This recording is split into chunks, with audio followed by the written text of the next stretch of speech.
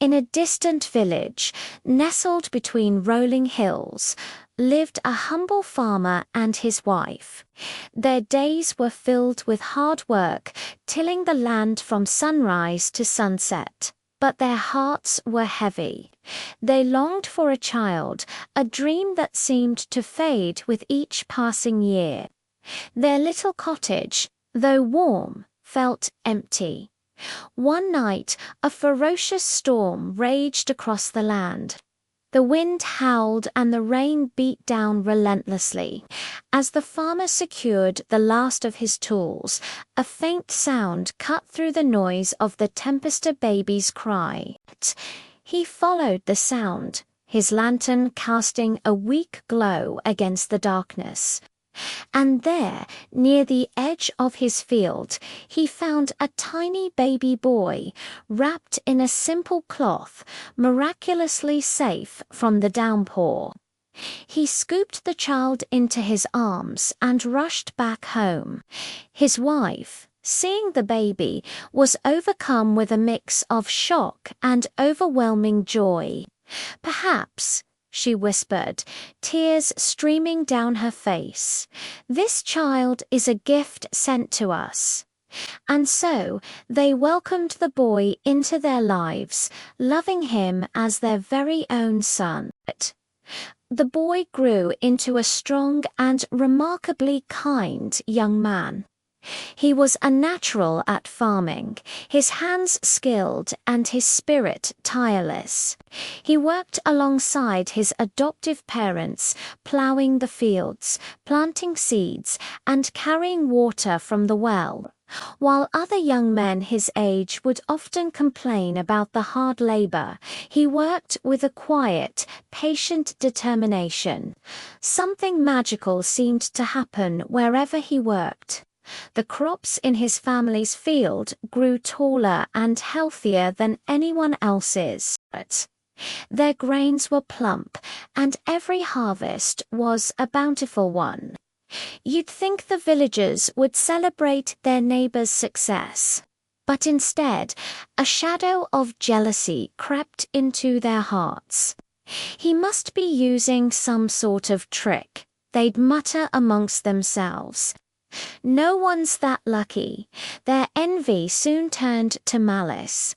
They mocked him as he worked, broke his tools when he wasn't looking, and some even went as far as trampling his young crops under the cover of night.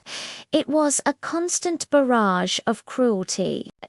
Yet, through it all, the young man never retaliated. He never raised his voice in anger or sought revenge.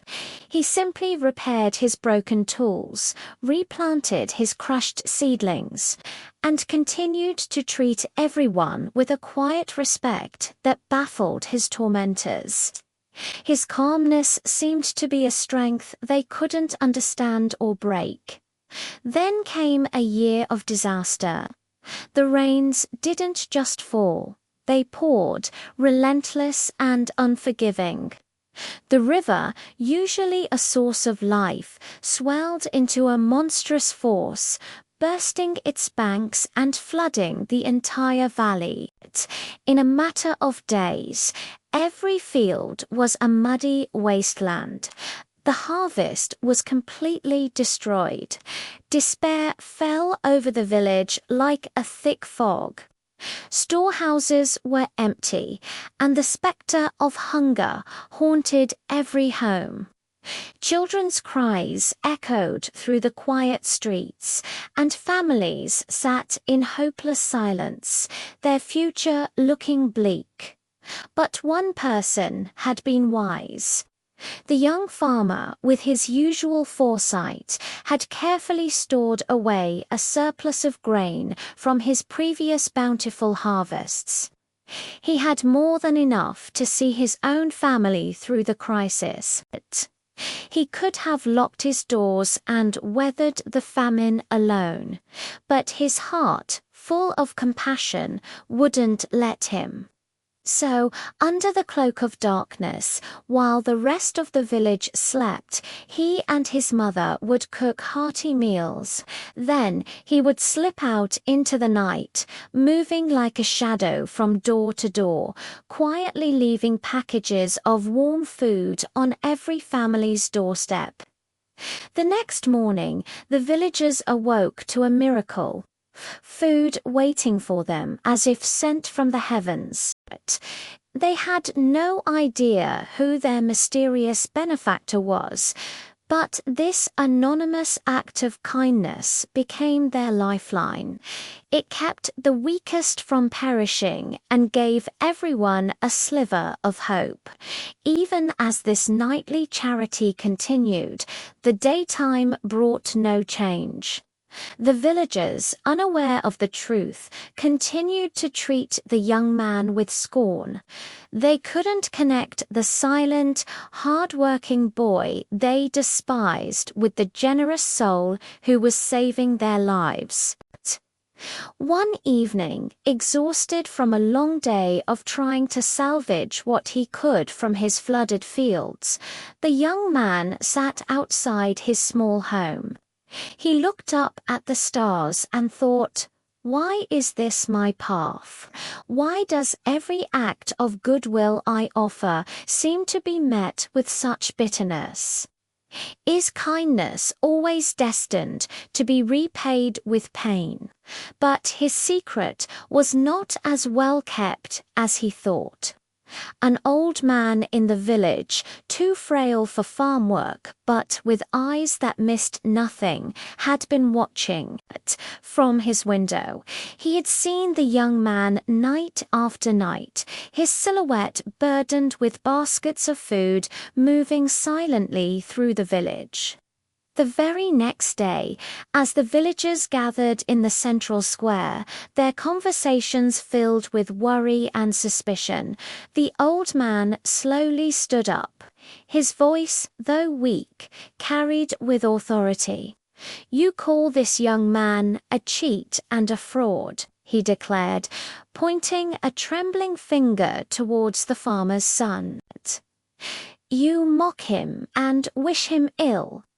Do you have any idea who has been keeping you and your children from starving?" He paused, letting his words sink in. "It is him, the very man you scorn. He is the one who has been feeding you every single night. Without his generosity, many of us would not be standing here today." A profound silence fell over the crowd. The villagers turned to look at the young farmer, but this time their eyes were not filled with jealousy. They were filled with shame. The weight of their cruelty, contrasted with his immense kindness, crushed them. For the first time, they saw him not as a rival, but as their savior. Just as this realization dawned, the sound of horse hooves thundered into the village. A contingent of royal guards, their armor gleaming and banners flying the royal seal, rode into the square. They announced they were on a mission from the king and queen. Years ago, their infant son, the prince, had been lost during a terrible storm. They had searched the kingdom far and wide, but all hope had seemed lost. Recently, new clues had emerged, leading them directly to this forgotten village. As the captain of the guard scanned the faces in the crowd, his eyes locked onto the young farmer. He dismounted and approached him. The lost prince, the captain announced, was said to have a unique birthmark on his shoulder. He gently moved the collar of the young man's tunic, and there it was, exactly as the royal records described. The truth was undeniable. The poor farmer's son was the lost prince. Soon after, the king and queen themselves arrived, their royal carriage a stark contrast to the humble village. They ran to their son, embracing him in a flood of joyful tears, a reunion 20 years in the making. The villagers fell to their knees, trembling with fear. They remembered every cruel word, every broken tool, every trampled crop. The king, seeing their fear and learning of their actions, was filled with rage. Guards, he commanded, arrest these people. They will pay for how they treated my son. But as the guards moved forward, the young prince knelt before the king and queen. "Father, mother, I beg you, please do not harm them," he pleaded.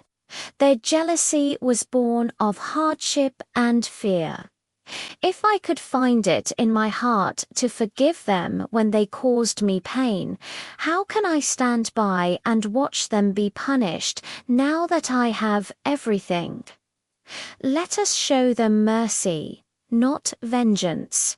The king and queen were stunned, deeply moved by their son's profound compassion. The villagers, hearing his plea, wept openly, their hearts breaking with gratitude and remorse. From that day forward, the prince was known throughout the kingdom not just as the heir to the throne, but as the Prince of Mercy. The farmer and his wife, the parents who had raised him with such love, were brought to the palace and honored for the rest of their lives. And the story of the farmer's son became a legend. A timeless reminder that while cruelty and jealousy can rage like a storm, they eventually pass. But kindness, like the steady light of the sun, endures, leaving behind a legacy of hope, forgiveness, and love. Thank you so much for watching. If this story touched your heart, please consider liking this video and subscribing to our channel for more inspiring tales.